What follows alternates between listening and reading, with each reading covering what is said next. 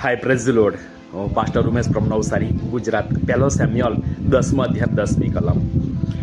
Soul નામનો વ્યક્તિ પ્રબોધકોની મંડળીની સાથે જોડાયો અને તેઓના મધ્યે પ્રબોધ કરવા લાગ્યો.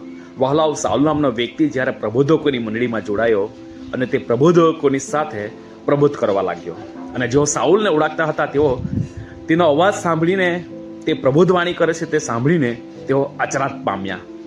વહાલાઓ, સંગતિ વેરી વેરી ઇમ્પોર્ટન્ટ.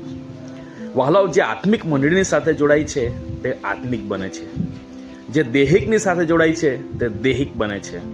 ભજન સંહિતા 1 અને 1 એમ કહે છે, જે દુષ્ટોની સલાહ પ્રમાણે, જે પાપીઓનો માર્ગમાં અને જે નિંદાખોરો સાથે બેસતો નથી તેને ધન્ય છે.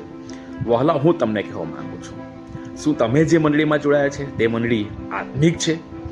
સાઉલ નામનો વ્યક્તિ એ આત્મિક મંડળીની સાથે જોડાયો, એટલે કે પ્રબોધકોની મંડળીની સાથે જોડાયો અને તેઓના જેવો જ પ્રબોધ કરવા લાગ્યો.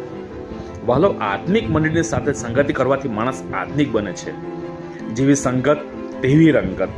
એટલા માટે હું તમને એક સવાલ કરવા માંગુ છું, શું તમે આત્મિક મંડળીમાં જોડાયો છો? આત્મિક સેવકોની સાથે છો?